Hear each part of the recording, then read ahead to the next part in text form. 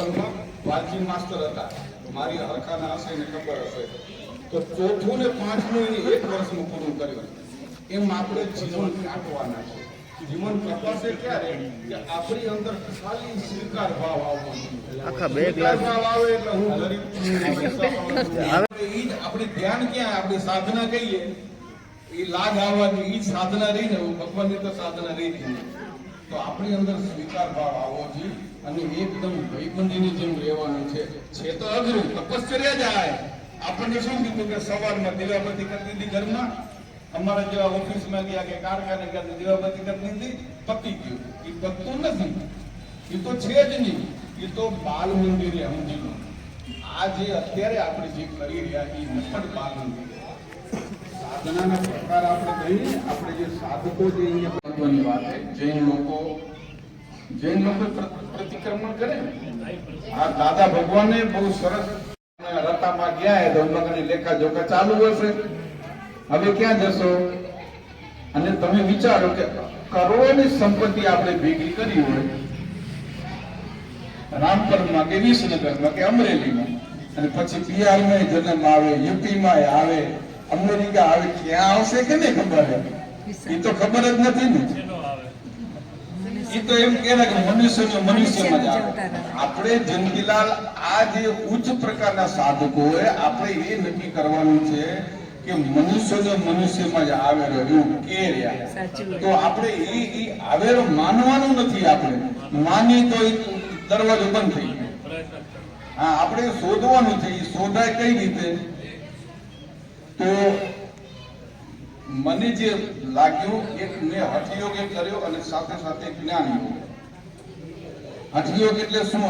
આસન પતંજલિ વાળો રસ્તો, આસન પ્રાણાયામ અને ધ્યાન, આ પ્રત્યાહાર એ બધું આવી જાય એમાં. અને સાથોસાથ જે લોકો જે સંતો થઈ ગયા, આપણા જેવા સામાન્ય પ્રકારના હતા, એ બધા જે ભગવાન બની ગયા એની આત્મકથાઓ વાંચી છે. તો આપણા લેવલે હતા ત્યારે એને શું શું તકલીફો પડી, એને શું શું કર્યું, એ મુશ્કેલીમાંથી કેમ બહાર નીકળ્યા, એ આપણને શીખવા મળ્યું. જેમ કે મહાવીર સ્વામી સામાન્ય માણસ હતા, અને સિદ્ધાર્થ ગૌતમ બુદ્ધ જે બુદ્ધ ભગવાન થઈ ગયા એ સામાન્ય સિદ્ધાર્થ હતા, સંસારી હતા. તો હવે એને બધી સાધનાઓ કરીને આપ્યા, ઉપર પહોંચ્યા. અને બીજું એ કે હવે એ અમુક સંતોને આપણે બુકો વાંચી ને, હિમાલયના યોગી કે ગિરનારમાં કે એને કેવી મુશ્કેલીમાં સાધનાઓ કરી. અને આપણે તો લાખોપતિના ઘરમાં જન્મ લીધો હોય ને આપણે પોતે કરોડોપતિ હોય, આપણા છોરા અબજોપતિ થશે કે હે. અને આપણે જો ભગવાનની સાધના ન કરી, આવી લીલા લહેરમાં આવા ગાદલામાં બેહીને, ઘરમાં એસી હોય, પંખા હોય, દૂધ કપેટી મળે, નાવા જોવા બાથરૂમ સરસ હોય. અમે તો બચારે નદીમાં અમે આ શ્રી રામની બુક વાંચી તો એ કે અમે 2-3 જણા ગુફામાં રહેતા, 3-4 દિવસે બહાર નીકળતા, અને બહાર નીકળીને પાછળ જોઈએ ઝરણું હોય તે નાહી આવ્યું, અને એવું ખાલી ચોખા અને એ બધું વઘારીને ખાતા, બાફીને ખાય. આપણે તો લીલા લહેરે તોય પછી પૂર્ણાત્મા આપણે ઉપર જશું એટલે કેસે આટલી લીલા લહેર આપી હતી. એ પાનું જે ખોલ્યું, ચોપડીનું પાનું જ નથી ખોલ્યું. તો આપણે ચોપડીના પાના બીજું કશું કરવાનું નથી. ગીતા વાંચો તો હક, પણ આપણે જે કરવાનું છે કે મારી અંદર હવે આમાં આપણને આપણે કઈ કક્ષાએ છીએ તો આપણને ખબર પડે છે. આ છોકરી એમ કે મોટા પપ્પા બહુ હક, તો મોટા પપ્પાને ખબર હોય હું કેવો હું, બરાબર? તો મને મારા લેવલની ખબર હોય. તમે મારું ઇન્સલ્ટ કરો, અપમાન કરો, અને મને અંદરથી શું લાગ્યું એ તો મને જ ખબર હોય ને. તો એ મને જો લાગ્યો તો સમજી લેવાનું કે હજી મારી સાધના કાચી છે. એ કોઈને કશું કહેવાનું નથી. આપણે અંદરથી મજબૂત થવાનું છે. આપણે એ નક્કી કરવાના અહીંયા બધા બેઠા કે મારે કરવાનું શું પરમાત્માને પામવા માટે. હા, જે નનકડા હે એના માટે છું. એ ભલે ધંધો કરે, ખૂબ પૈસા કમાય, એને માળા લેવાની નથી. આપણે 50 વર્ષ પછી વાળા બધાય ભલે કારખાને જવાની છૂટ, ઓફિસે જવાની છૂટ, પણ ઘરમાં બહુ ચંચુપાત નહીં કરવાનો અને કારખાનામાં બહુ ચંચુપાત નહીં કરવાનો. શું કામ? નક્કી નથી ને આપણે ક્યારે ટિકિટ આવશે કેને ખબર છે. અને આવી લીલા લેરું કે છે કે તમે અખર જીવન આપ્યું, અખર પૈસા દીધા, સારો પરિવાર દીધો, અખર બાળકો દીધા, 32 લખણા કોઈ ખોળ કાપડ નહીં, તો તે સાધના ન કરી. તો હવે ફરી જા. તો હવે ફરી ક્યાં મૂકશો? તો હવે મજૂરીઓને ત્યાં જન્મ લે. ના ના, મજૂરીઓ તો નહીં. તો તને પૈસા વાળા કુટુંબમાં તો જન્મ દીધો હતો, તેવું ચોપડી ખોલી નથી. આ તર્કે મારું લોજિક કે મને એમ લાગેલું કે આવું હશે. નકર ધીરુભાઈ અંબાણીને કે ટાટા બિરલાને ત્યાં જ આપણે ન જન્મી, તો આપણે ત્યાં જન્મ હોય ને. હવે એને એવી સાધના કરી હશે, આપણો જન્મ આવશે ત્યાં 84 લાખ વખત આવું નથી. વારા તો બધાય આવશે હે ને, વારા તો બધાના ઘરમાં આવશે, પણ આપણે 84 લાખ માંથી જન્મ કાઢવા આપણે છેક સુધી મહેનત નથી કરવી. આ તો 84 લાખ આપણે લખ્યું. હવે એક સંત એવું લખ્યું, ભાઈ કઈ પણ તમે સાધના ન કરો, તપશ્ચર્યા ન કરો, તો 10 લાખ મેં વર્ષે 10 લાખ જીવન પછી તમે ઓટોમેટિક પરમાત્મા બની જાઓ. એને શોર્ટકટ કર્યો. આપણે એ નથી કરવું, આપણે રિયા કરવું. એના માટે સિન્સિયર બનવું પડે, ડાયા બનવું પડે, સિન્સિયર બનવું પડે, ડાયા બનવું પડે, વિવેકી ભાષા વાપરવાની, કોઈની સાથે ચીટિંગ નહીં. ઓટો સ્વીકાર ભાવ આવે એટલે કોઈ અહંકાર ના આવે, કોઈ વટજગટ ના આવે. આ એ બીજે ક્યાં લેવા જશું? જે છે એ છે એને સ્વીકારી લો, તો ઓટોમેટિક આપણી અંદર આપણા જીવનમાં પરિવર્તન થવા મળશે. અને તાત્કાલિક નહીં થાય, ધીમે ધીમે થશે. પછી દેવોના દૂતો આપણી આજુબાજુ રક્ષા કરવા આવી જાય. એવા ગુરુને મોકલે ભગવાન કે આવાને તો હું શોધું રહ્યો કે ક્યાં એ શોધો. શું એટલે આપણે શું કરવાનું છે? સ્વીકાર ભાવ લાવવાનો છે. આજથી બધાએ સ્વીકાર ભાવ લાવવાનો કે જે મારા પરિવારના સભ્યો છે, અથવા તો હું જે શહેરમાં હોઉં, અમારા નનકડા છોકરા કહેતા અમારા બાપાને કે બાપા અમરેલીમાં જ તમે ક્યાં અહીંયા ધંધા કર્યા, મોટા સિટીમાં કરવાના. તો એ જે છે એ છે. અમરેલી કોઈક કિરસરામાં, કોઈક રામપરમાં હજી બેઠા, કોઈક નેત્રામાં હજી બેઠા, એ ત્યાં સુખી એ સુખ માને રહ્યા એકચ્યુઅલમાં. અને આપણે જે વસ્તુ આપણા જીવનમાં અત્યારે છે એ આપણને પુણ્યાત્માએ 16 કોન્ટ્રાક્ટ કરીને, આપણો આત્માનો કરાર કરીને આપણને નીચે મૂક્યા એ આપણે જો સમજણ પડે, એટલે સમજણ પાડવા માટે જ્ઞાન યોગ જરૂરી છે.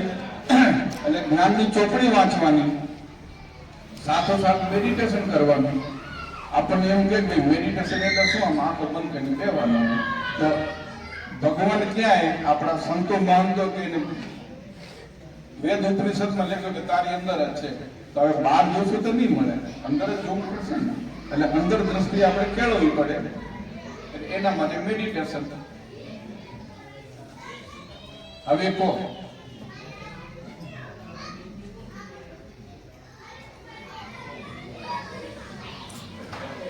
જો પ્રશ્નો તો ઘણાય થાય, તો આપણી અંદર જ્યાં સુધી સ્વીકાર ભાવ નહીં આવે ત્યાં એ તો પ્રથમ પગથિયું, ત્યાંથી તો શરૂઆત થશે.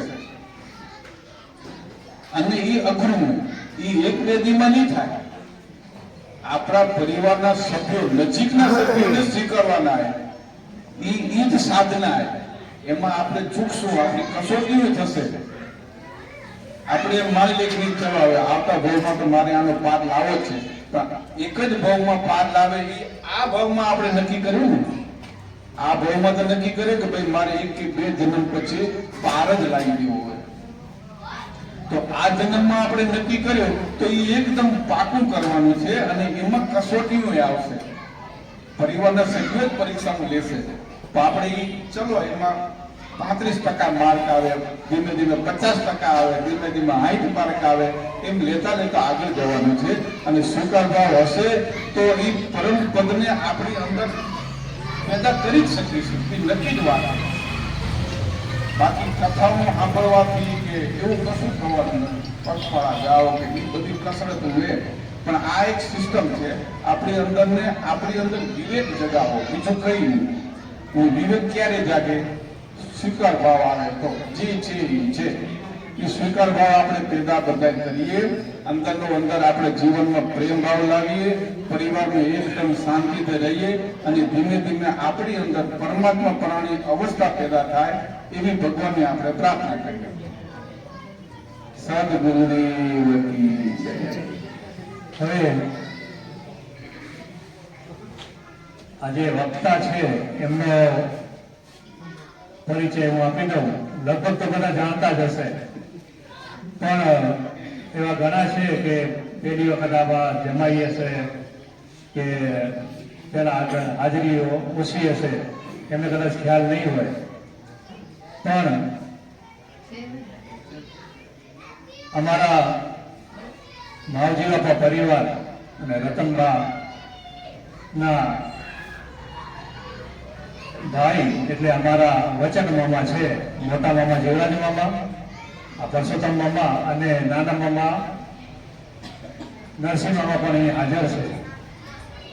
બીજો આ મામાએ આપણે આજે વાત બધી આપણે કીધી, એમાં આપણે સૌ પામવા જોવા તો સંસારિક અને થોડાક આધ્યાત્મિક તો છીએ જ. કોઈ અલગ અલગ પરમાત્માને પામવાના એ તરફ આપણને જવાના. જેને આપણે ઘણા મોટા જે સાધક આપણે ગુરુ હશે કે જે આધ્યાત્મિક ગુરુ હશે એ મોક્ષ શબ્દ વાપરેલા કે ભગવાન તરફ પ્રયાણ, કે આપણે હવે 84 લાખ યોનિમાં ફરવું નથી. આ મહત્વનો જે આ જન્મ આપણને આપ્યો છે મનુષ્ય જીવન, એમાં જ આ બધું આપણે કરી શકીશું. હાલની પરિસ્થિતિમાં આપણે આ બાજુ સમય ઓછો આપી રહ્યા ને અત્યારે જે સાંપ્રત જે સમસ્યાઓ છે તે આપણને આ સમય આપણને પૂરો થતો નથી. આ બધી સાધનાઓ ને કલાક ને 2 કલાક કે 10 મિનિટ કે આ બધું, એમાં મામાએ બધી સરસ વાત કરી કે આ સંસારમાં રહીને જ આપણે આ બધું કરવાનું છે. એમાં હું એમ તો નથી કહેતો કે હું આમાં સતત આમાં સંપર્કમાં છું, એવું તો નથી, પણ થોડું ઘણું જો હું મારા જીવનની વાત કરું તો સમય કાઢીને હું આ જે રસ્તો જે મામાએ અમને કીધો એમાં થોડોક સમય આપી રહ્યો છું. એમાં બહુ મજા આવેલી. આપણે જે આજે આપણા વિચારો છે કે થોડુંક પણ ઘણી વખત શું કે આપણા મગજમાં કે પોઝિટિવ કે તમે ધન્યવાદ હો તો આ બ્રહ્માંડની ઉર્જા એ બધું સત્ય હશે છે જ ને, સત્ય છે. એક પ્રાર્થના બનાવી હો, I am sorry, please forgive me, thank you, I love you. એ પ્રાર્થના એ સતત જેટલી વાર આવડે મગજમાં એટલે આજે પ્રાર્થના બોલે તો લવ યુ બોલે, આપણી અંદર તો ફેરફાર થઈ ગયો. અને એવું બધા જે સોશિયલિસ્ટ જે સમાજ સુધારકો રીત કરે કે આપણે સુધરવાની, દુનિયા નહીં સુધરે, આપણે સુધરી ગયા એટલે ઓટોમેટિક દુનિયા સુધરી ગઈ. મે બી બ્રહ્માંડમાંથી આમ રીબાઉન્સ થઈને આવતું હશે, પણ આવે કે ના આવે, આપણે સુધરી ગયા એટલે જગ સુધરી ગયું. સમજી લો. કોક ખરાબ બોલતું હોય, કોક ખરાબ આપણા માટે વિચારતું હોય તો આપણે એમ થાય કે હું જવા દે, ખોટું ના લગાડી તો ખુશ થવાનું હોય. એટલે આ સ્વીકાર ભાવ મેં માની લીધો ને એટલે મારું ઘણું સોલ્વ થઈ ગયું, પ્રશ્ન સોલ્વ થઈ ગયો. આપણું શરીર હોય, આપણું શરીર ભગવાને જન્મ આપ્યો 100% શુદ્ધ હતું. પછી જેમ સમજાણા થયા ત્યારે તો માવું ખબર આવી આપણને જે સુધી હાથા ચાલતું ના થયા, બોલતા ચાલતો જાતે આપણે ખાતા પીતા થયા. એનું કંઈ જ્ઞાન જ નહોતું ને. જો જ્ઞાન હોય પહેલાંથી કે આ બધું આપણે ખાસું પીશું તો એકદમ મસ્ત રહેશું, એવું જ્ઞાન આપણને આવ્યું નહીં. પણ વસ્તુ તો ખરું વાંચતા હતા, સ્કૂલમાં આવેલું, ચોપડીમાં આવેલું કે આમ કરવાથી આ વિટામિન મળે, કે આ કરવાથી આ મળે, આ મળે, આપણું સ્થૂળ શરીર ખરાબ ના થાય. એવું આપણે વિચાર્યું સ્વાદ ઉપર ગયો, કરતા કરતા આપણે બગાડ્યું છે. એના જવાબદાર તો આપણે મોટા દુખે પગ દુખે કે આ થયું કે તે થયું એ થયું જવાબદાર આપે ને અમારે તમે કીધું ને કે પહેલા મને એમ હતું કે મારા સાસુ નતા ગમતા કે મને કીધું કે ના મળે સ્વીકારેલી વાત છે. અપનાવ્યો તો આપણા જેવી આપણે આ બીજું તકલીફ ના થાય લોડ દીધો ને આપણે એટલે હવે છેલ્લે વાત કે સમજી લો કે આપણે બધા અત્યારે પ્રાથમિક સ્કૂલમાં આવી કે આપણે શું હે આપણા બાપ દાદાએ કે શીખવાડે કે ભાઈ આ ઘરમાં મંદિર ખપે દીવો કરવાનો, બારે જઈ મંદિરમાં જઈ તો દીવા દેવ દર્શન આપણે કરવાના, તો એ પ્રાથમિક સ્કૂલ એ જરૂરી છે. પછી સમજી લો કે હાઈસ્કૂલમાં આવ્યા એટલે કે ત્યાંથી જે ઉચ્ચ લેવલનું જે સાધક છે આમાં કોઈ બધાય કોઈ સંસ્થામાં નહીં જતા હોય. કોઈક દાદા ભગવાનમાં જતું હશે, કોઈ નાણમાં પણ ત્યાં જતું હશે જયંતિભાઈ કહેરાય, કોઈ ઓશો રજનીશમાં, કોઈ કોઈમ્બતુર જગતગુરુ સદગુરુને ત્યાં, બ્રહ્માકુમારીમાં. એ પછી શું હોય કે હાઈસ્કૂલ કે સમજી લો કે રોકેટમાં જે ઉપગ્રહ છોડે ને ઈસરો વાળા એટલે પૃથ્વીના વાતાવરણની બહાર પછી ધક્કો મારવાનું બૂસ્ટર હોય, બૂસ્ટર. એ ધક્કો મારીને ઉપગ્રહને ઉપર અવકાશમાં છોડી દે. તો આ જે બધી સંસ્થાઓ છે એ બૂસ્ટર નીચેથી ક્રીમ લોકોને ઉપર લઈ આવ્યા. હવે વધારે એ કોઈ પણ સંસ્થામાં જાય, કોઈક મેડિટેશન કરાવે, કોઈક ચોપડી વંચાવે, કોઈક માફી અપાવે, રસ્તો એ છે એમાંથી શીખીને પછી આપણે હવે ઉપર જવાનું છે. એટલે આપણે સમજી લો કે અહીંયા હજી આટા મારી રહ્યા, આપણે ભગવાન થવાનું છે. ભગવાન થવા અને એવું મહારાજ બહુ સરસ કીધું કે ભાઈ ભગવાન કેમ થવાય, તો કે તમે સમજી લો કે અહીંયા મન છે, અહીંયા આત્મા છે, એટલે અહીંયા ભગવાન હે.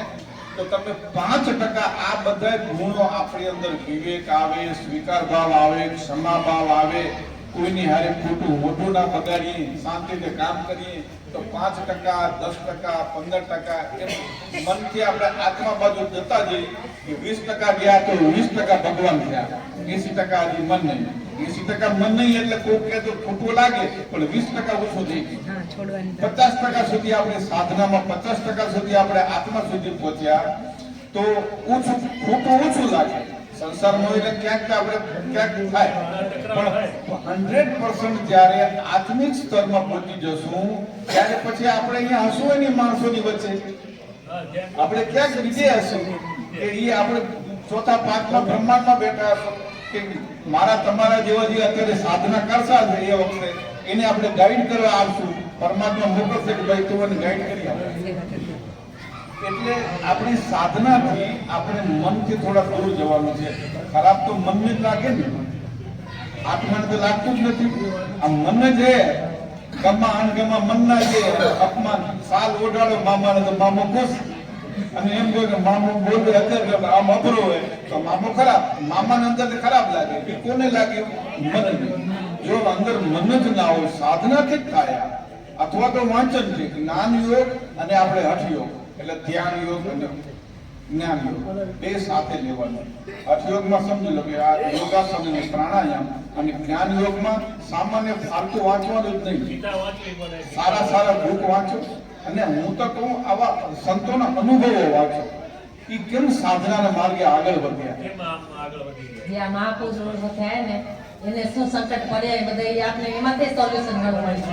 એવા એવા આપણે કઈ આપણને એમ થાય આપણને કઈ તકલીફ નથી, કાંઈ નથી.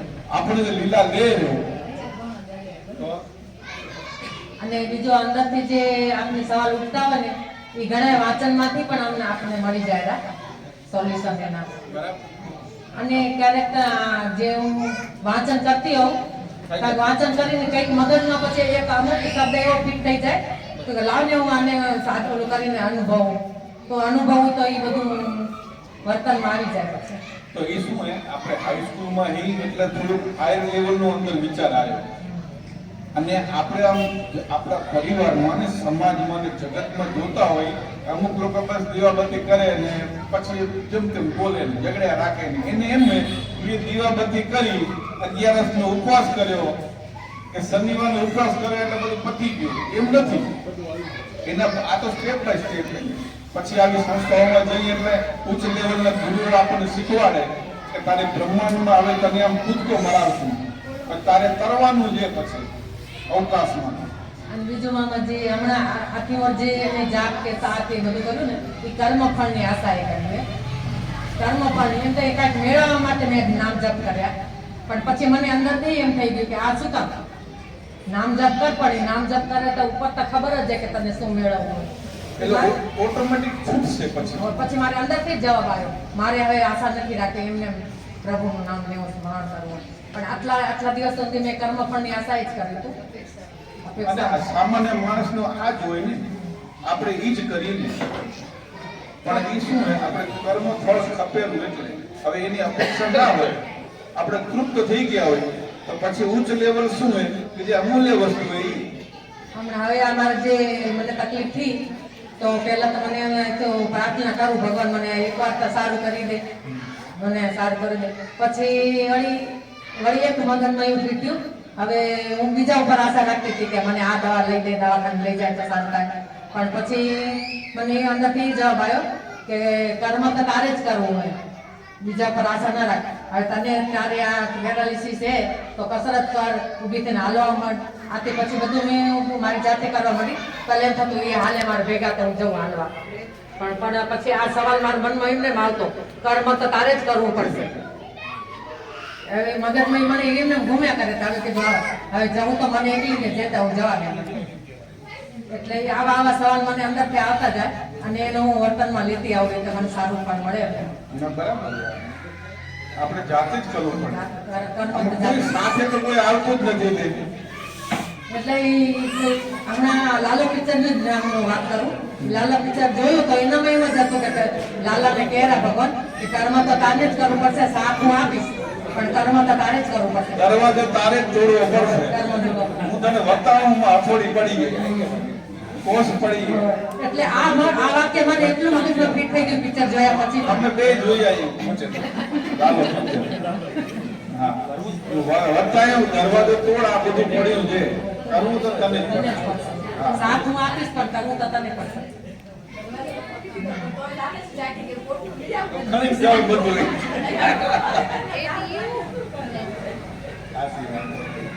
હોય પણ એનું પ્રમાણ થતું છે ઓટોમેટિક.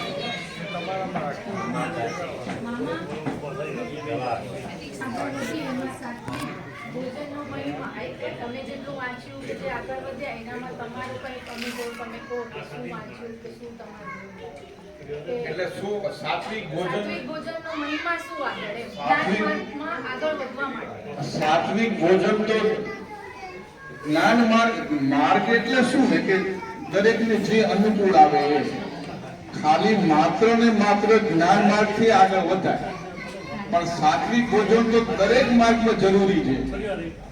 સાત્વિક ભોજન સમજી લો કે આજે મેં ખાલી ખીચડી ખાધી એટલે કે છે ને કે કાંદા લસણ નથી ખાતા તો ઘણા એમ કહેશે બોડી માટે એ પણ જરૂરી છે એ જરૂરી છે. જ્ઞાન માર્ગમાં એ જે તામસિક ખોરાક કહેવાતું હોય હમ. તો એનું મહિમા ક્યાંક તમે વાંચ્યું હોય કે હવે જે પહેલાના સમયમાં તો નતા જ ખાતા એમ એટલે શું હે? દેવી દેવતાઓ કે જે હતા હોય. એ સમયમાં એમ કે અમે તો બહુ વાંચ્યું નથી થોડું ઘણું જે ના જ્ઞાન મેં વાંચ્યું નથી પણ આપણા જે સત્પન ધર્મ વાળા પછી સ્વામિનારાયણ વાળા પછી જૈન લોકો એ આ કંદમૂળ ને ડુંગળીને ન ખાય. હવે વૈજ્ઞાનિક કારણ એવું હોય તમે વૈજ્ઞાનિક ડોક્ટર છો એટલે કે એ ગેસ કરે કે અપન વાયુ છોડે તો વાતાવરણ બગાડે કે પછી ગેસ કરે તો આપણે શાંતિથી બેહી ના શકીએ. હવે નાન બાપા જે છે ભરૂચમાં એ એમ કે ડુંગળી તો એનર્જી વર્ધક છે ડુંગળી તો ખાવ તો હવે ઈ બરાબર છે દરેકને જાણવા માટે આ પ્રશ્ન બરાબર પણ આમ તો આપણે કોઈ મતલબ વગરનો છે ના એટલે જ કે આગળ તમે ક્યાંય એવું વાંચ્યું ના વાંચ્યું નથી પણ આ સાંભળીને જૈન લોકો પછી સ્વામિનારાયણ એનું લોજિક એ બરાબર છે કે ભાઈ ગેસ કરે તો પછી આપણે શાંતિથી મેડિટેશન ન કરી શકીએ માળા ન કરી શકીએ તો એ ન ખવાય. તો એકચ્યુઅલમાં ઊંઘી ખાતો એ સારું જ છે. 40-50 પછી આ માર્ગમાં ચાલુ કે ને કે આગળ વાળા તમે ધંધો કરો પણ આ જે સિચ્યુએશન જે આવી વધારે જો કેમ થઈએ કીધું કે આટલી બધી ટેન્શનમાં અને જે ડિપ્રેશનમાં જે ગયા ને એ પહેલેથી કરવું સારું એટલે 40-50 પછી નહીં, પહેલેથી હમણાં જે આ એજમાં કરશું ને તો ટિકિટ ક્યારે આવશે એ ખબર નથી. તો અત્યારથી કરવું હવેની જનરેશનમાં એ જરૂરી જ છે. આ તો પાછળ જે બાપાઓ બેઠા ને મને ખબર છે કયા બાપાઓ મૂકતા નથી. શું આપણા આખા ઓલ ઓવર કચ્છ પડવા પાટીદાર સમાજમાં બાપાઓ મૂકતા જ નથી. એટલે હું કહું બાપાઓ તમે તો મૂકો, બાકી સ્વીકાર ભાવ, વિવેકી ભાષા, પછી આસન પ્રાણાયામ, તમારો ધંધો ઓછો થઈ જાય. આસન પ્રાણાયામ બધાએ કરવા જોઈએ, માણસ બીમાર ન પડે. ધંધો ઓછો ના થાય ને. પહેલા વહેલા ઉઠતા, હવે લેટ ઉઠી રહ્યા. તો વહેલા ઉઠશું તો ધંધો ઓછો નહીં થાય ને. આનો સમય નીકળશે.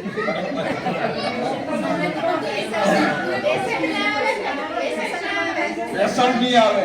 પેશન્ટ એમને વહેલા ઉઠી નહીં કરો ને. પેશન્ટના ટાઈમે તો પહોંચી જ જવાનું ને. હવે અમે બીમાર નહીં પણ તમે દવાખાનામાં જ નહીં આવી. ઓલા જોક્સ નથી કે ભાઈ આ વરસાદની સિઝનમાં આ વખતે શરદી તાવ લોકોને બહુ ઓછા થયા. દવાખાના કોઈ આવતું નથી, ડોક્ટર રાહ જોતો હોય. ઓછા પેશન્ટ આવશે તો કેસ ફી વધી જશે.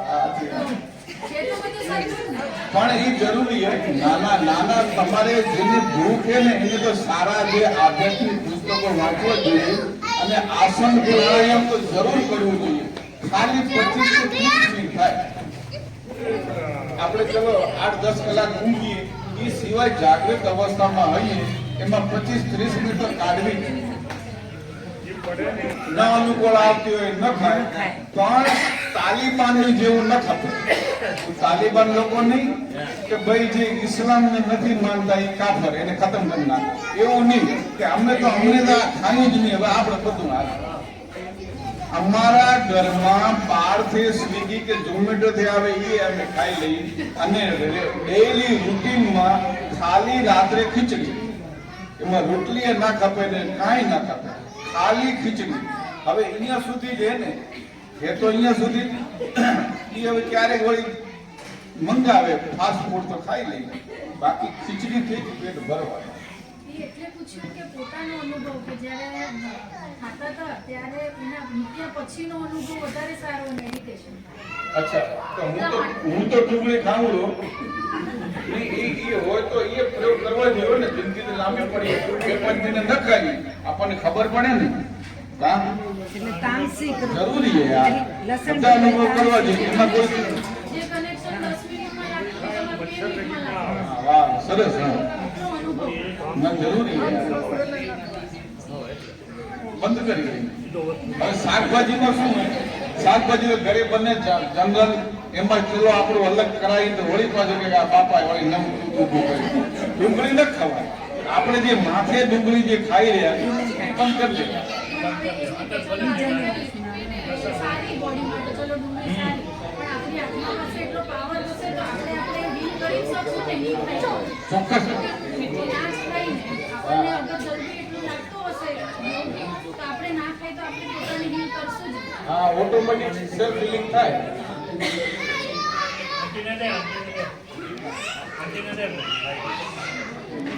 એના ઘરે જઈને આપણે નહીં કે ના મારા વખત બનાવે, મારા વખત બનાવે તો કોઈ કેમ થાય મારી મમ્મી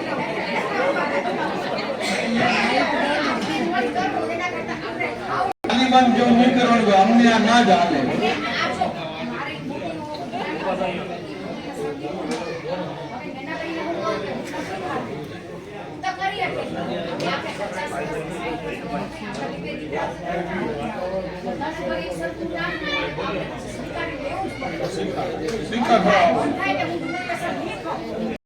તંત્ર વિદ્યા કરે કે ભાઈ લાલ કપડું ખપશે ને, ચોખા ખપશે ને, દાણા ખપશે ને, ફલાણું ખપશે ને, એ તો છે જ નહીં. આપણે નાયા ધોયા વગેરે મેડિટેશન થાય. હા શ્વાસ ઉપર ધ્યાન રાખો.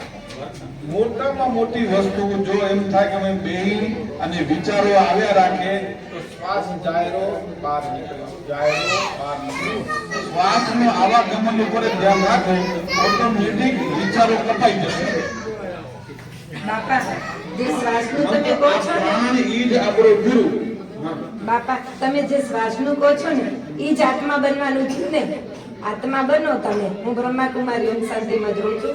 જ્ઞાન મળ્યું છે, સારો પરિવાર મળ્યો છે, બધા ઘરના સહયોગી છે. અને હું લસણ ડુંગળી જ્યારથી મને બાબા મળ્યા છે ત્યારથી હું ખાતી નથી. તો તો મને મારી વહુ દીકરી બધું સારું બનાવીને આપે છે, મારા માટે અલગ પણ કરી આપે છે. એટલે અને લસણ ડુંગળી ખાવાનો અર્થ એ કે એનો ગરમ વસ્તુ, એમ કે શરીરમાં ગરમી પેદા કરે ને. તો આપણે યોગ કરવો હોય એટલે મેડિટેશન કરીએ તો આપણે કરવા માટે ના દે, કારણ કે એની સુગંધ હોય, થોડી શરીરમાં ગરમી ઉત્પન્ન થાય, એના હિસાબે અમે ઓછી નથી ખાતા બિલકુલ હોય. એટલે એ અમને લસણ ડુંગળી બ્રહ્માકુમારીનો તમે સાંભળ્યું જ હશે. બ્રહ્માકુમારી વાળા પછી હોય સ્વામિનારાયણ તે. જૈન લોકો હા, તો અમે નથી ખાતા. ભલે સાયન્ટિફિક હશે, વર્ષો પહેલા શરીર માટે અનુકૂળ નહીં હોય, પછી ધર્મ સાથે વણીએ તો જ આપણે માનીએ, બાકી તો માનીએ નહીં ને. ના. અને ધર્મની રીતે સાચું હશે. હોય ધર્મના રીતે એમ સાચું છે. અને આ ડોક્ટરને કહેરા તો એમ કે શરીરની કોઈ બી તકલીફ હોય તો એના લીધે કોઈક અમુક જરૂર હોય તો એ લસણ ડુંગળી ખાય, એને ના લેવું. પણ જેને જ્ઞાન મળ્યું હોય ને એને તો વિરોધ ના કર્યા કરાય ને, કે તમને જે ખાવું હોય જ ખાઓ એમ કરાય ને. ડોક્ટર ખાવાનું કે સવારમાં તમે તળીને ખાઓ, ઘીમાં શેકીને ખાઓ લસણ, એ તમારા બોડી માટે સારું. ટેસ્ટ રીતે ના ખાઓ, તમે લસણ ખાઓ, લોહી પાતળું કરવા ખાઓ હોય તો ઘીમાં શેકીને ખાઓ, ઈ દવા છે તમારી. હા, ઈ બરાબર. ઈ દવા છે. તમને ખાવું હોય તો ઈ ખાઓ, પણ આ તો તમે ટેસ્ટ રીતે ખાઓ. આ ટેસ્ટ માટે નહીં, ટેસ્ટ માટે. અત્યારે અમને ખાઈ રહ્યા ટેસ્ટ માટે, પણ ઈ લસણ જે એ લોહી પાતળું કરવાની દવા હે ને. હા, એ ખાઈ લે. જેને હોય, જેને દવા લેવી હોય, જેને નથી એને તો નથી ખાવાની જરૂર. બરાબર. જેને છે ખાવું હોય તો એને આયુર્વેદિક રીતે, કે આયુર્વેદમાં જે ડોક્ટર હશે, હોમિયોપેથી હશે, હોમિયોપેથમાં પહેલા તમે ટીકડી લેવા જાઓ, પહેલા જ કહેશે કે આદા લસણ છોડી દો. આ બંધ કરાવે. બધા ડોક્ટર પણ ના પાડે. પણ જ્યાં ખાવાનું કહેશે ને ત્યાં તમે લસણ શેકીને સવારમાં નિરણી ખાવાનું. ઘીમાં શેકીને. ઈ તમારી અચ્છા, એટલે ઈ હોમિયોપેથ વાળા કહે છે ને, હોમિયોપેથી આયુર્વેદિક બંને લસણ એમાં હંતરીને ખાવાનું. બરાબર. એટલે ઈ લોહી પાતળું કરવાની જે દવા હે ને મેડિકલમાં, ઈ આ વપરાતું જ હશે. એના માટે ફાયદાદાયક છે. અને જે ઓમ શાંતિમાં જઈ રહ્યા ને એનામાં એમ કે છે તમે પહેલા આત્મા બનો એમ. એટલે શરીરથી ન્યારા પ્યારા પહેલા એ જ બનો તમે, પછી ધીમે ધીમે સ્ટેજમાં ચડતા જાઓ. જેમ ચડશો ને તમે એમ તમને ને ત્યાં આનાથી તમે બધા ન્યારા પ્યારા અલગ થઈ જશો ને એટલે ભગવાનની યાદ થશે, એટલે તમારી શક્તિ વધશે અને તમે વિશ્વમાં દઈ શકશો. તમે પોતે સુખ, શાંતિ, આનંદ, પ્રેમ, પવિત્રતા એનું બધું તમે અનુભવ કરી શકશો. એટલે અમને બહુ ખુશી છે જઈ રહીને, અને અમને મળી હોય તેમ થાય કે તમારા ગોળે બધાને મળે એમ. એટલે એ અમને એટલે આ જ્ઞાન જે મળ્યું ને, જ્ઞાન જ બહુ મહત્વનું. હવે જ્ઞાન આવે એટલે આપણી અંદર વિવેકી ભાષા આવે, આપણા અંદર સમજણ આવે, સાચું. ઓટોમેટિક કલહ કે કંકાસ દૂર થતા જાય, આપણી એનર્જી રિઝર્વમાં રહે, અને પછી આખી વ્યવસ્થિત સ્ફોટ થાય, એનો વિસ્ફોટ થાય. થોડી ઘણી છોડવાની ભાવના આવે. પરિવારમાં બધા હરખા ના હોય, માવતરમાં હરખા ના હોય તો આપણે છોડવાની ભાવના આપણી આવે એમ. એટલે પણ આમ દેહ અભિમાન આવે આપણે વધારે. સામાન્ય પ્રજાજનને બેન શું છે કે અત્યારે જે આપણે કરી રહ્યા હવે કે હવારમાં ઘીનો દીવો કરી નાખે, પછી આપણને ટાઈમ ના આવે છોરીને વઢી દીવો દીવો કરી નાખતા, હજી નથી કર્યો. પછી ઓફિસે અમારે જવા જાય કે કારખાને જાય એટલે બધું આવી ગયું. આપણે એવું માન રહ્યા તો અમને ભગવાન મળી ગયા, સાચું છે. તો એવું નથી. આવી રીતે બ્રહ્માકુમારીમાં છે, ઓશો રજનીશમાં છે, સદગુરુમાં છે, નારાયણ બાપાને ત્યાં છે, પછી બીજી કઈ સંસ્થાઓમાં આ બધે શ્રી રવિશંકર છે, દાદા ભગવાન છે, છે, આ સ્વામિનારાયણ બધે. છે. હવે અમુક જગ્યાએ એ કહેતા હોય કે અમે શ્રેષ્ઠ. હોવે. આ બધી સંસ્થાઓ એમ સમજી લો કે હાઈસ્કૂલ અથવા કોલેજ લેવલની હોય, આખરી કક્ષાની હોય. અહીંયાથી આપણને એમ ધક્કો મારશે. આપણે હમણાં બધા અમુક લોકો એવા જે નાસ્તિક હે ને, કે બહુ કરપ્ટેડ હોય, ડકેત હોય, લૂંટારા હોય, રેપિસ્ટ હોય, એ અહીંયા હે. એના પછી આ દીવાબત્તી વાળા આવે, સાચું. એના પછી ઉચ્ચ લેવલની ધાર્મિક સંસ્થાઓ જે છે બરાબર. એમાંથી વીણીને લઈ આવે કે હવે તમને ફોરેન મૂકવાના. એમાં જે અખર ભણે એને પછી આમ ફેંકી દે. હવે ઈ તો આગળ જ એ જવાના ઉપરે છે. પહોંચી ગયો. એટલે આપણે સમજી લો કે આપણે અહીંયા તો પહોંચવું છે સારી સંસ્થામાં. આપણને ભૂખ હતી તો આપણે સંસ્થામાં ગયા ગયા ને, ને. હોય, શોધતા જ તા એમ. આપણે ખાલી દીવાબત્તીમાં કે 11સમાં કે ગુરુવારમાં ન રહ્યા, હવે પણ આ સંસ્થામાં ગયા આપણે. કોઈ પણ ધાર્મિક સંસ્થામાં કોઈ પણ હોય જોડાવું જ જોઈએ. પછી એમ કે ભાઈ મારી સંસ્થામાં તું આવ કે તું સંસ્થા અને ના શક્તિ સંસ્થા હોય એવું નહીં એમ. હા.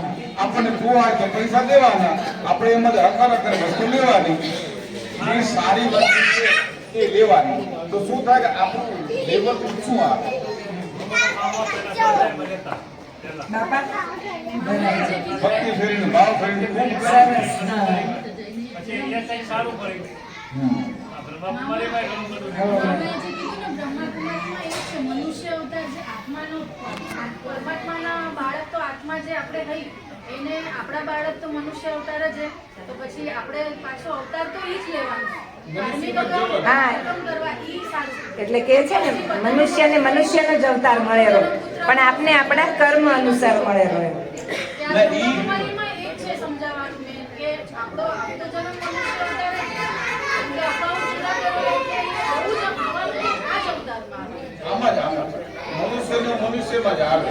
બ્રહ્માકુમારી વાળા કહે ને ઘણા કહે, પણ એ આપણે વાંચેલું અને સાંભળેલું વાંચેલું પણ આપણે જે સમજી બધા પોતપોતાની લોજિકલી લાગેલું બરાબર આવું હોવું જોઈએ. પરમાત્માના બાળક આપણે જે આપણા પિતા હે તો આપણા પિતા એમની આપણે આત્મા જ નહીં ને, પરમાત્માની બાળક આત્મા જ અંશ જ નહીં આપણે. હા, તો આપણો અવતાર નવો તો મનુષ્ય અવતાર જ આવશે. આપણે શું હે કે જ્યાં બીવડાવે ને એ હાચા બીવડાવે કે જો ખરાબ કર્મ કરે છે તો ગધેડા બિલાડામાં આવીશ તો આવે. એટલે મીન્સ કે એવો માણસ થઈશ, એવી જગ્યાએ જન્મ લઈશ, તમારું કે ને કે આ વાળવાવાળા છે, ગટર સાફ કરો. બસ એવામાં જઈશ. આવ્યો. કહેવાનો મતલબ એ. કેમ કે આપણી સારી હે તોય આપણે આટલું ધન સંપત્તિમાં આપણે આવ્યા. જે સત્ય હશે કે આજુબાજુ માઇક દઉં.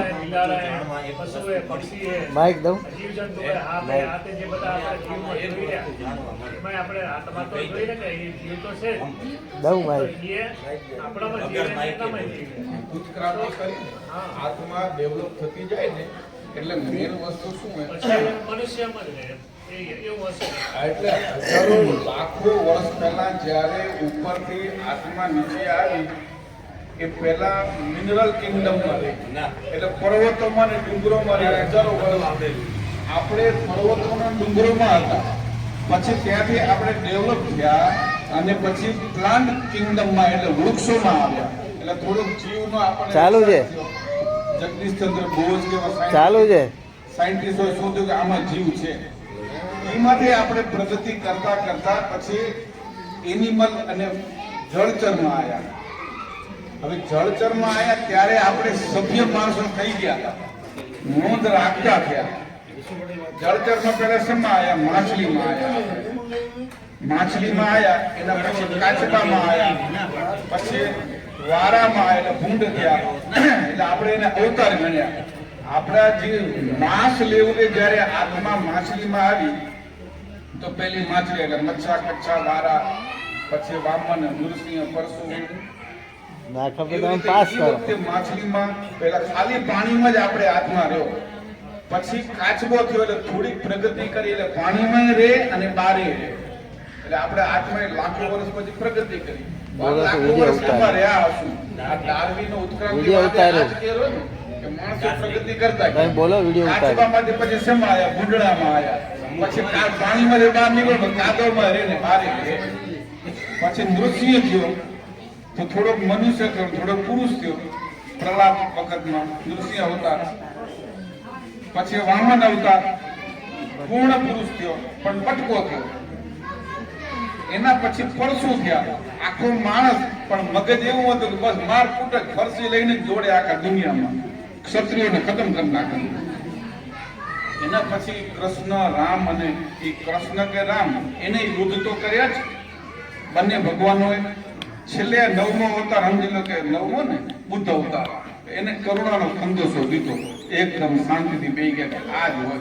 એટલે કહેવાનું શું છે કે સાયન્સમાં ડાર્વિનનો ઉત્ક્રાંતિવાદ છે કે આપણે ધીમે ધીમે અમીબામાં એટલે માછલીમાંથી ધીમે ધીમે પછી વાંદરામાં ને આયા, એમ પ્રાણીઓમાંથી પછી ધીમે ધીમે પ્રગતિ કરી આત્માએ. અત્યારે આપણે અહીંયા પહોંચ્યા. એટલે મનુષ્યનો મનુષ્યમાં જ હશે, અહીંયા પહોંચી આવ્યા. હવે ગધેડા જેવા થશું કે ભૂંડા જેવા એટલે મજૂર જેવા થઈ જઈને પણ પૈસાવાળામાંથી ગરીબ પરિવારમાં જન્મ આપે. આવો આખર જન્મ આપણને દીધો કણવી સમાજમાં સારા પૈસા એ તો આપણે બધું કરવું જોઈએ. આપણે બીજું કશું કરતા નથી. આપણે અંદર શું શું લાવવાનું છે? એક સ્વીકાર ભાવ લાવવાનો છે. આપણે દુનિયાને ભૂલી જાવ કે ભાઈ કોંગ્રેસ વાળા શું કરે, ભાજપ વાળા શું કરે, કે રામજીભાઈ શું કરે, કે શ્યામજીભાઈ નહીં. મારે મારા પરિવારમાં જે 5, 7, 8 માણસો છે એને મારે પ્યાર કરવાનો છે. બધે પોતપોતાના પરિવારને પ્યાર કરેલો ઓટોમેટિક બધા પ્યાર જ બની જનારા. બરાબર. અને પછી આપણે હજી ભગવાન પૂર્ણ ભગવાન તો બન્યા નથી. ક્યાંક ભૂલ ચૂક થઈ જાય, કોકને વડાઈ જાય તો માફી માંગવાનું. હવે આપણે કોકને વડી નાખે માફી માંગીએ એટલે બીજી વાર એ આમું આવે એટલે એની અમે આપણે આંખ ન ચડાવીએ. માફી માંગી લીધી અને થોડુંક અંદરથી ભાવ ઉતરી ગયો. બાકી આત્મિક લેવલના ઊંચા વાક્યો નહીં, આપણે આટલું જ કરવું બસ, બીજું કશું કરવું નથી. ઓટોમેટિક બધું થવા મળશે. પ્રત્યક્ષ માફી માંગવી સારી કે પછી પ્રત્યક્ષ હિંમત હોય અને સામેવાળા અધરવાઇઝ ફીલ ના કરે. આ જો દોડા પણ કરવા આયા પાછા અભિમાન આવી જાય ને એ લોકોને એવું ના કરે. બરાબર. પણ આપણે અંદરથી માગી લેવાય તો આપણી અંદર એના માટે જે અભાવ હોય એ તો બંધ થઈ ગયો. ઓને ભલે હોય આપણી અંદર ભાવ પેદા થઈ ગયો ને એક વ્યક્તિ સુધરતી જાય ને ઓટોમેટિક. આપણે તો આપણે કરી લેવાનું. ભગવાન સદાનંદ સ્વામીએ શિક્ષાપત્રીમાં લખ્યું, તું તારો ઉદ્ધાર કર, તું તારો ઉદ્ધાર, બીજોને ભૂલી જા. આપણે આપણું કરવાનું છે. આ એવો સમય સંજોગો હોય, આમેની વ્યક્તિ એવી હોય ઉદાર ભાવ વાળી, માફી માગી લે ભૂલ થઈ ગયો. મારે જે કેવું નતું જોયું પણ કહેવાય પોતાની 100% રિઝલ્ટ આવી. હવે 2 મિનિટ આપણે વિરામ આપશું. ને અત્યારે જે આપણે અહીંયા હવે મીઠાઈ વેચાઈ રહી છે એ આ સત્સંગની પ્રસાદી નથી, પણ એક જાહેરાત કરું કે ખુશાલીની પ્રસાદી છે. તમારા મામા, નાના મામા નરસિંહ મામાના નાના દીકરાના ઘરે, પાર્થકુમારના ઘરે પુત્રનો જન્મ થયો છે. એની ખુશાલીમાં આપણે વેચાઈ રહ્યા છે. તો આપણે એમને અભિનંદન સાથે આશીર્વાદ આપી કે સારો સ્વાર્થ અને દીર્ઘાયુ બચશે.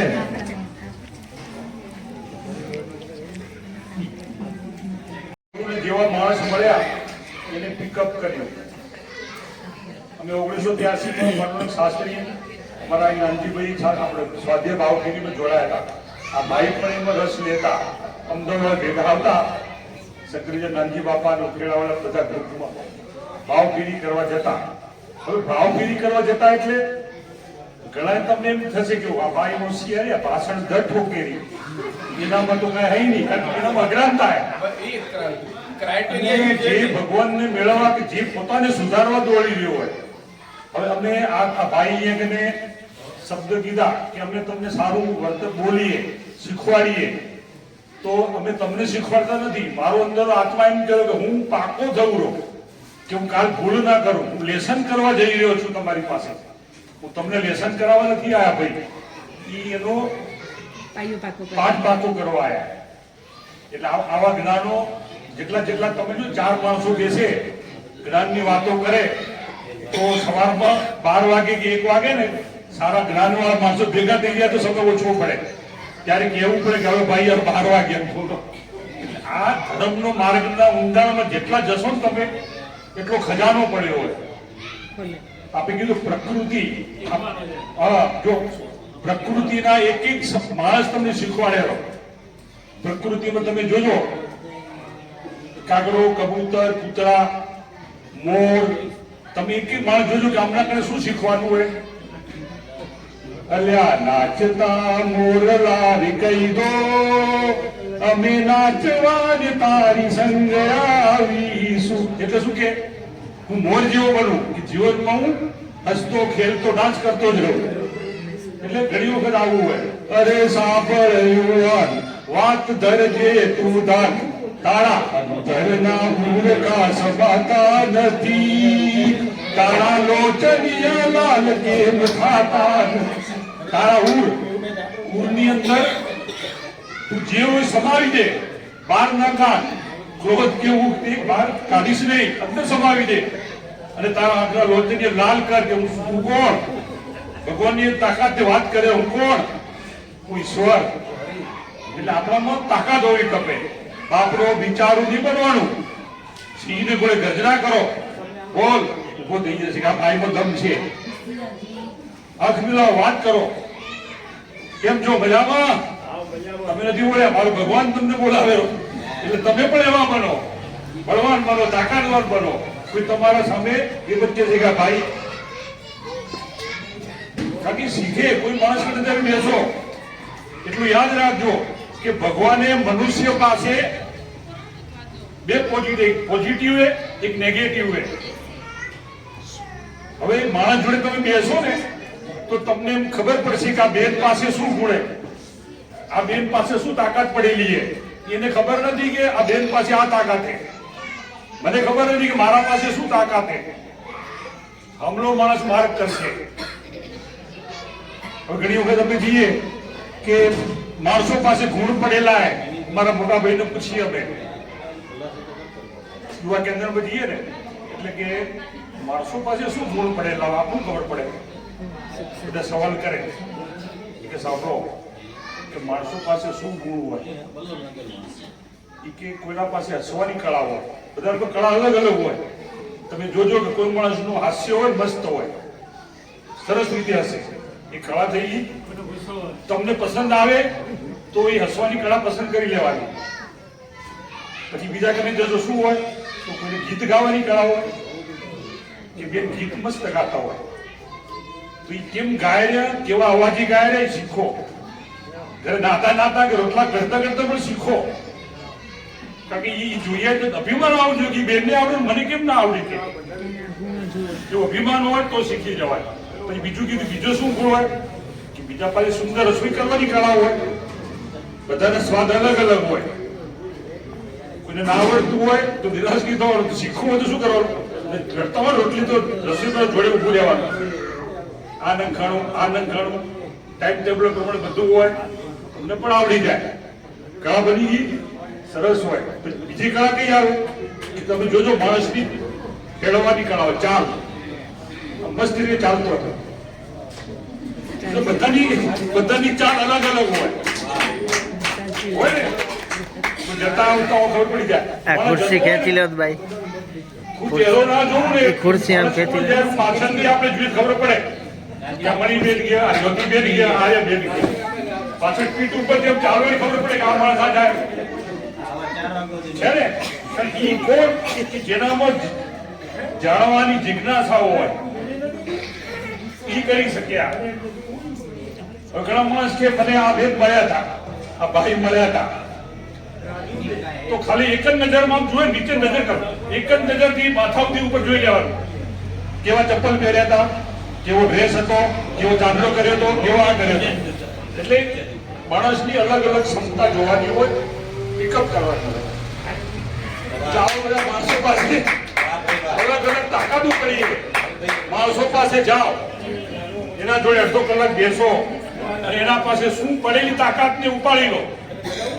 આ બધી શક્તિ તમે ઉપાડી એનું અનુકરણ કરવાનું અને પછી તમે જ્ઞાનથી નીકળો એટલે બધા માણસો જોડે તમે દિલથી બેસી શકશો અને બધાને ગમતા થઈ જશો. કારણ કે તમે બધાની પાસે તાકાત મળેલી છે. તમે જે વિચારો, જે બનવા માંગો એ થઈ શકો છો. અમે એવું છે નહીં. હવે અમે બીજું તમે ભાઈ જ્ઞાનની પ્રાપ્ત કરી રે, ચાલતા ચાલતા બેહતર સાધના થઈ શકે કોઈ બી જગ્યામાં. તમને મને ટાઈમ નથી લો, હું નાતા નાતા એક ગીત લલકારી દઉં મૂડમાં. એટલે હાથે તો આનંદમાં રહેવું હોય. કારણ કે બીજો સમય મેં કોને આપ્યો? મારી પત્નીને આપ્યો, મારા પોતરાને આપ્યો, મારા ધંધાને આપ્યો, કોઈ બેસવામાં આપ્યો. મારો સમય કયો? હા, મારો સમય કયો? મારો સમય આ બધો વેસ્ટેજ સમય હોય ને બીજો વધારે મારો સમય. આવું કોના પાસે જવા મળ્યું? નરસિંહ, મીરા, તુકારામ, એકનાથ આવા સંતોના બધા વાક્યમાંથી આપણે જ્ઞાનો લીધેલા છે. કોઈ પણ ભણતા ને છોકરાઓ મારી ટોળા નજીક આવી જાય કે હરીભાઈ હાલો આ વાર્તા કરીએ તો હું મારું લેસન પાકું કરવા વાર્તા કહું છું. મગજ તો બગડે નહીં બગાડવાનું, કારણ કે મારા નજીકના માણસો હોય ને એ આપણને ના મારે. ઘરનો માણસ ને સમજ્યા ઘરમાં આપણી કદર બહુ જાજી હોય ને તમે જોજો, કોઈ પણ માણસ ની જોજો ગમે એવું કરે ને એટલે વખાણ કરજો તો એ કે સમજ્યા મારા કરજો તમે. કારણ ગમે માણસ ઓમ હોશિયારો છોકરો હોશિયાર હોય ને તો એ કદર એની ઘરનો માણસ કરવાનો નથી. એનો કદર કોણ કરે? આપણે જોવાનું મારો કદર ઈશ્વર કરેલો, મારું એક કર્મ ઈશ્વરમાં જતું રહ્યું મને પ્રાપ્ત થઈ ગયો. કીધું અને બીજી વસ્તુ યાદ રાખજો કે એક વખત કે તમે ઘરનું કોઈનું પાણી પીશો ને, ખાલી પાણી પીશો કે કોઈની તમે સેવા લીધી તો મરી ગયા. સમજી લેજો, કોઈની સેવા તમે લઈ લીધી તો મગજમાં રાખજો કે આ ભાઈએ મને ચા પી છે, આ ભાઈએ મને જમાડ્યો છે અને મને પ્રેમ આપ્યો છે. તમે થનગની રહેજો કે આ ભાઈ મારા ઘરે ક્યારે આવે હું બદલો વાળી દઉં, લખી રાખજો.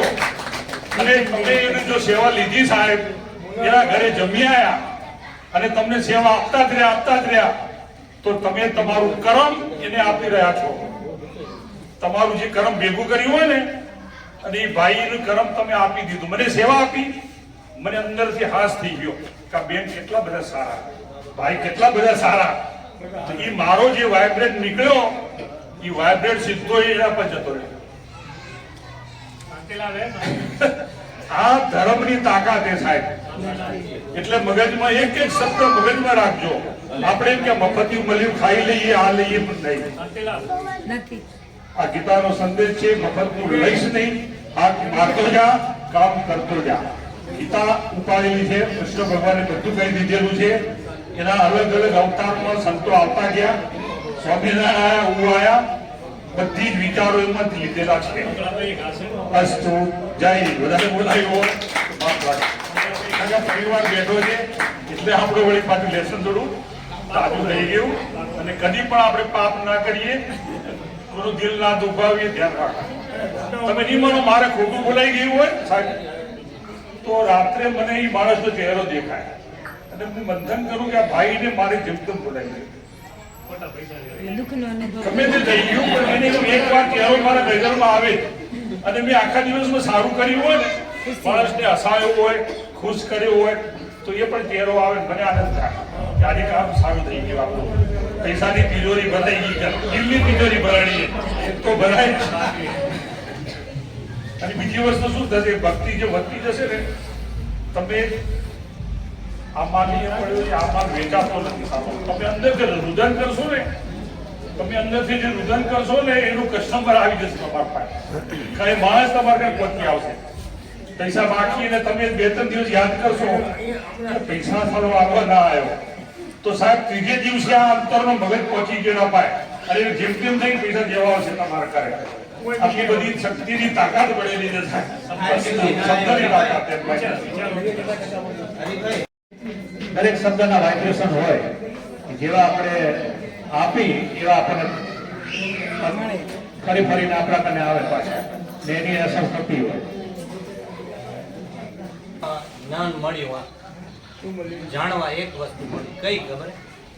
આ મંગળાબાઈ એમ કહ્યું કે મારી સાસુ ટોચન કરતી હતી એટલે મને આ તકલીફ થઈ. હું આ બધી સાસુ ને ગૌરવ કોઈ વહુ ને ટોચન માં કરજો, બરાબર ધ્યાન રાખજો. હોય એક વહુ ને વળજો માં, નહીં તો વહુ તમને સેવા કરાવે.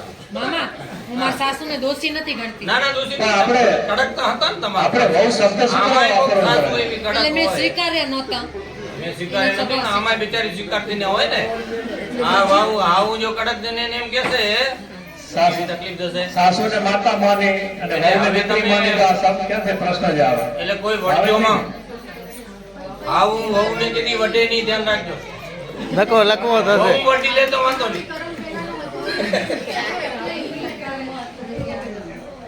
આપણે અંદરથી ઉઠતા હોય ને એને આપણે અનુભવી આપણા જ ઓલામાં જીવનમાં અનુભવી એમાંથી શું પરિણામ આવે પુત્ર વધુએ એ યાદ રહી જાય આપણે. આપણા વહુએ આપણા દીકરાના જે સંબંધ હતા એ તો એને માની લીધા ને. અહીંયા આયા પછી આપણા દીકરા મમ્મી પપ્પા કે ભાઈ બાપની જે બોલતા હતા એ દીકરી આવી પછી જે પતિના જે સંબંધો હતા એને તો સ્વીકાર્યા. એ આપણને પપ્પા કહેવા માંડ્યા, મમ્મી કહેવા માંડ્યા, એ તો કહેવા માંડ્યા ને.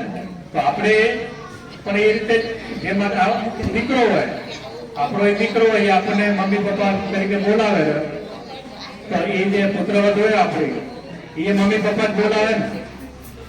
તો પુત્ર હોય ને આપણી દીકરી હોય તો એમ જ થયું ને. એટલે એ દ્રષ્ટિને આપણે જોઈને તો એના ભાવ આખા બદલાઈ જાય. બધું આપણે પરિવાર સુખી રહીએ, બધા હળીમળી રહીએ તો પ્રશ્ન જ ના રહે ને. આવડું કીધું તો મેન તો જે છે એ અહંકાર જ.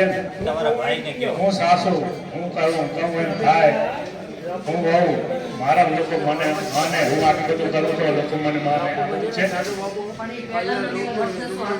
પહેલા એ આપણા સામાજિક વ્યવહાર માટે હતું.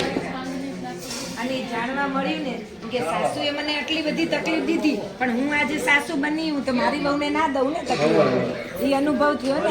લગભગ તમે આપણે જોયું હશે એક બધા સાંભળવા ભૂલ કરીએ.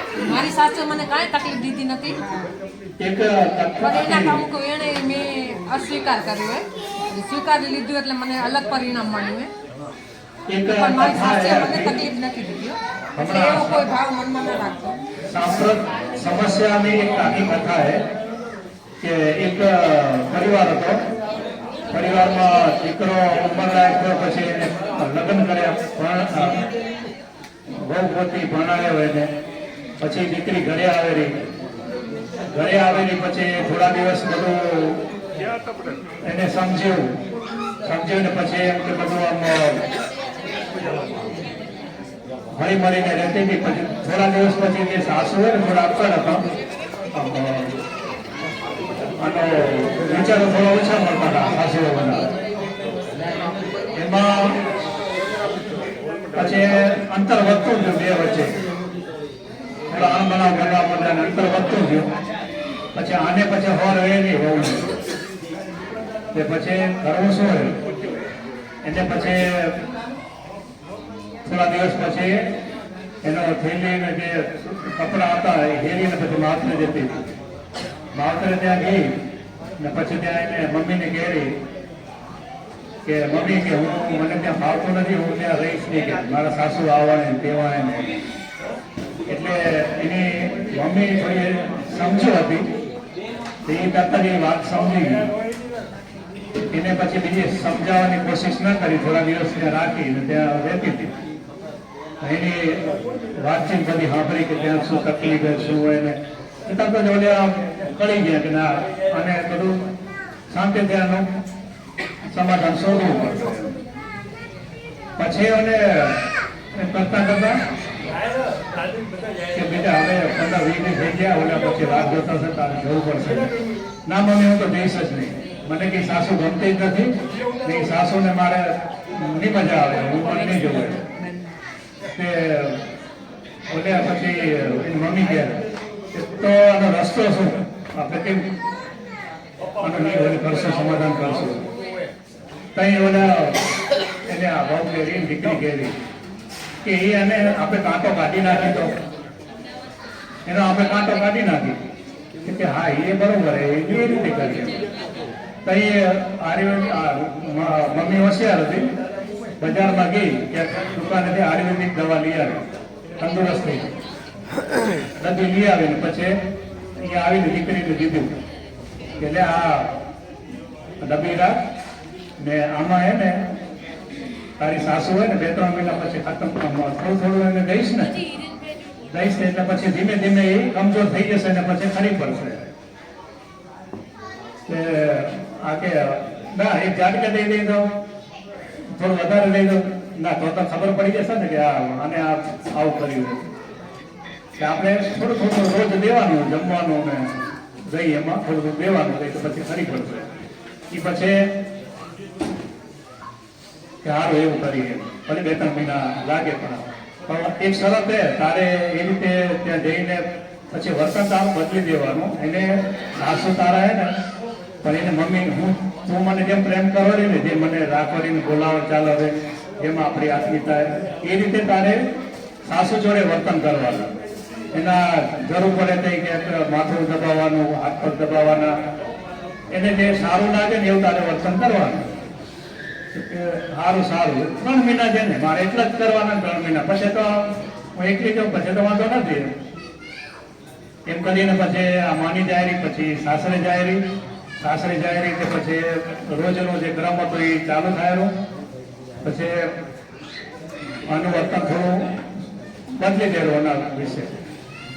પછી આ શું કરે કે જે રસોઈ બનતી હોય ને એમાં પછી થોડું આ દવા દે નાખે ને એને પ્રેમથી જમાડે, પ્રેમથી વાત કરે, જેમ મા દીકરી વાત કરતા હોય બધું વર્તન એનું બદલવા માંડે. કંઈ આ સાસુએ વિચાર કરીએ કે આ શું થયું છે, પહેલાં કે આ બધું આવું વર્તન હતું, હમણાં પર જઈને આવ્યા, ચાલો એની મમ્મી એને કંઈક સારું સંસ્કાર આપ્યા હશે તો આ વર્તન આવું કરે છે. એમ બધું સરસ ચાલવા માંડ્યું. 15 દી થયા, મહિનો થયો, પછી એના વિચારો બદલે 2 મહિના થયા. તઈ આને એમ થયું કે આવ સરસ કે મહિનો 2 મહિનાથી પહેલા કે 15 દીમાં મને આવું થયું, 2 મહિના થઈ ગયા, બહુ સરસ મને આનંદ આવેલો. મારા સાસુનું પણ વર્તન બદલાઈ ગયું, એ પણ મને સારી રીતે રાખેલા, દીકરી તરીકે રાખેલા, હું એમને માતા તરીકે જોઉં રહી, બહુ સરસ સંબંધ થઈ ગયા અને મજા હતા અને આ સંસારમાં આનંદ આવેલો.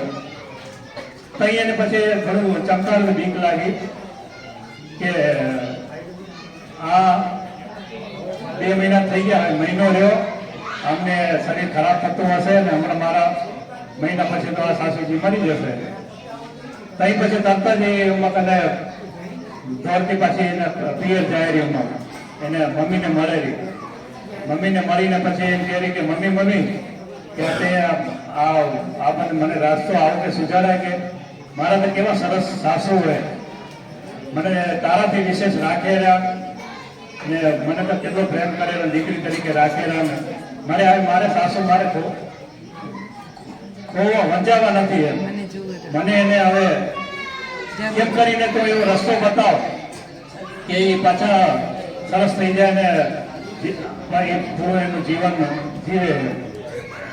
તો એ પછી એની માં કહેલી કે બેટા કે મેં એમને મારવા માટેની દવા નથી દીધી, એમનો સશક્ત અને લાંબુ જીવન થાય, સુખી જીવન થાય, સ્વસ્થ રહે એવી એને દવા દીધી હતી. કઈ રોવેરી મા દીકરી કે મેં આ શું વિચાર્યું હતું કે આવું. એટલે આમાં આ દ્રષ્ટાંતથી એમાં આપણને સમજણ સમજ મળે, સામાજિક રીતે જ્ઞાન મળે કે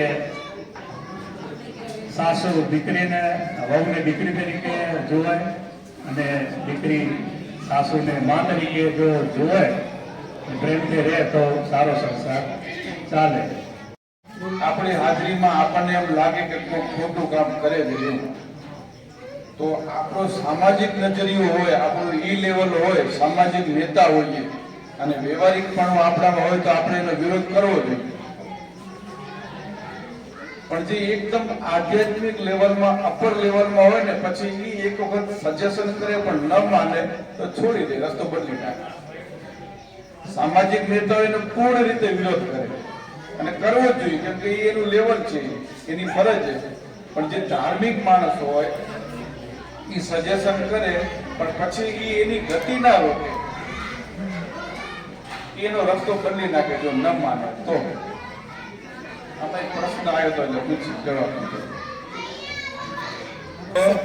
કે કંઈક ક્યાંક ખોટું થતું હોય અને આપણે એના સાક્ષી હોઈએ તો એનો વિરોધ કરવો કે નજરઅંદાજ કરવો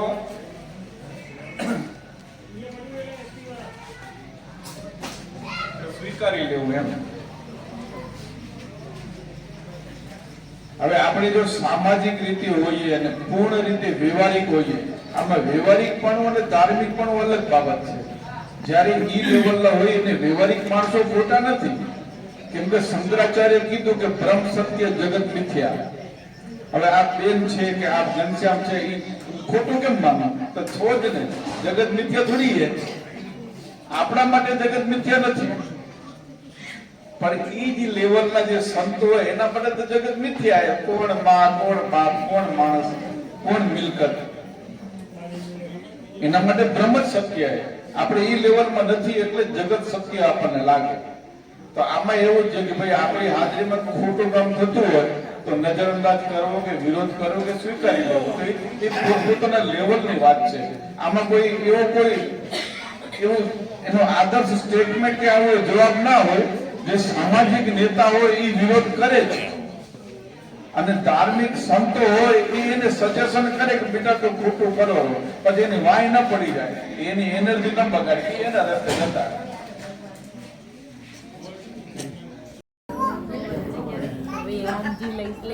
કરવાનું હતું કે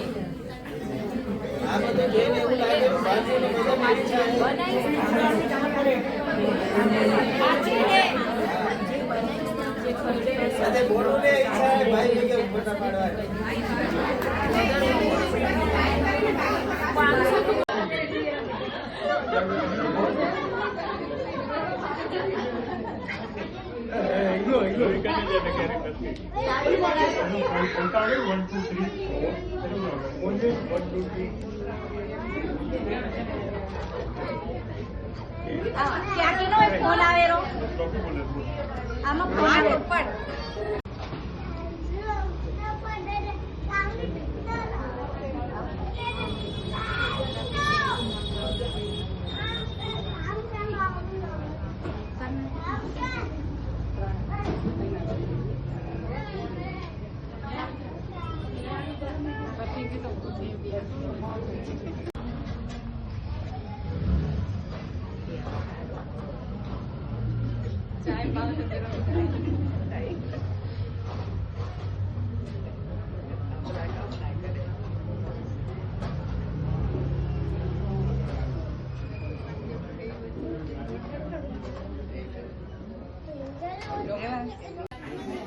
આ બધું જોઈને એવું લાગેલું ભાગ્યની બધાને ઈચ્છા છે સાચે હે બધે બોલું ને ઈચ્છા છે ભાઈ ભેગે ફોટા પાડવાની.